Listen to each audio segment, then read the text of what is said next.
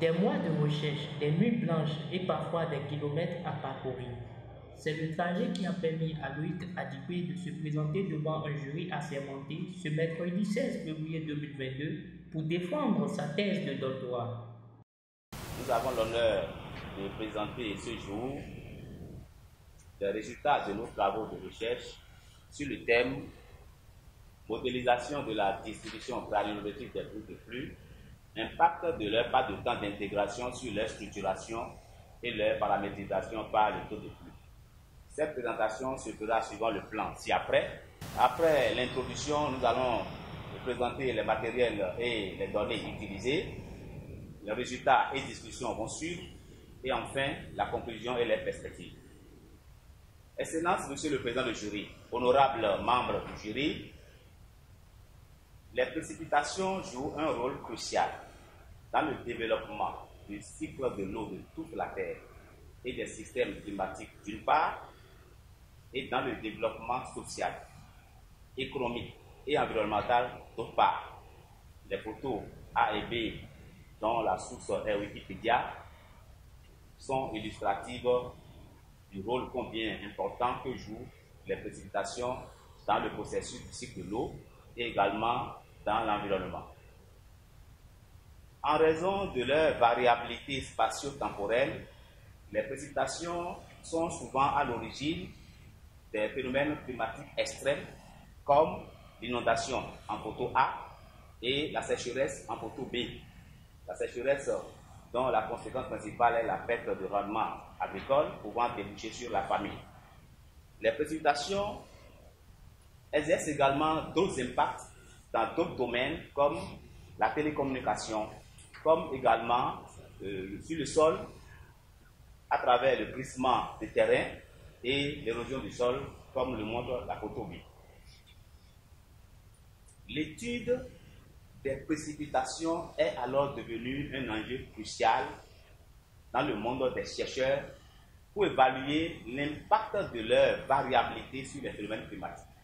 C'est ainsi que plusieurs méthodes de mesure avaient été développées, mais lorsqu'on analyse la précipitation, on voit qu'elle est constituée d'un champ de flux constitué essentiellement de petites gouttes réparties de façon hétérogène et évoluant de façon quasi aléatoire. Il n'est donc pas possible pour un pluviomètre conçu pour effectuer des mesures ponctuelles d'échantillonner convenablement la pluie en rendant compte de sa distribution spatiale.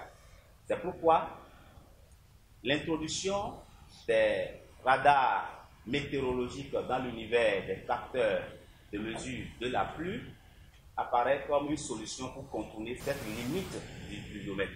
Le radar pluviomètre météorologique, en effet, sonde l'atmosphère pour mesurer une variable qu'on appelle facteur de réflexivité.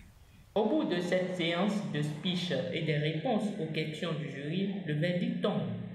Après avoir donc apprécié l'ensemble et les éléments de réponse que vous avez apportés aux questions qui vous ont été posées, le jury, à l'unanimité, accepte le document de thèse de doctorat avec quelques corrections à faire et à l'unanimité vous décerne le grade de docteur de l'université d'Abomey-Calavi dans la spécialité physique de l'atmosphère avec la mention très honorable. Le directeur de thèse expose ici les avantages des travaux de recherche du docteur en physique de l'atmosphère Loïc Adibé. À quantifier la pluie à travers les signaux de télécommunication auxquels nous n'en avons pas encore assez. Les opérateurs économiques sont méfiants alors que cette application est déjà développée dans plusieurs pays de la sous-région. On peut quand même par le lobbying un jour avoir accès à ces données pour pouvoir quantifier la pluie à partir des signaux de télécommunication qui, un jour, lorsque ces données seront disponibles, doivent aider au service de l'intelligence lors du maillage du réseau et de photographie au début. En dehors de ça, les algorithmes qu'il a développés au Bénin également pour servir à l'estimation de la pluie à partir des mesures radar. L'agent de la météorologie au Bénin aussi doit travailler dans ce sens pour un jour développer déployer le radar météorologique au Bénin. Il doit servir en particulier dans le domaine de l'hydrologie pour la prévision des crues, surtout dans le bas Bénin, des crues au niveau de feu qui surprend souvent la population. Cela vient par des crues qui doivent être observées avec le radar et la variable mesurée par le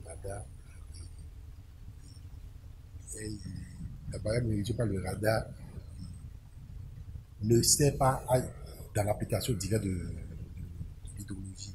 Donc le travail fait par Loïc Adibé un jour sera étudié dans ce sens pour pouvoir accéder à la pluie, pour pouvoir modéliser l'hydrologie au Bénin. L'avantage que cela a également, c'est qu'il n'a pas fait un travail sur des données d'autres pays. C'est un travail qui a été fait sur les données du Bénin.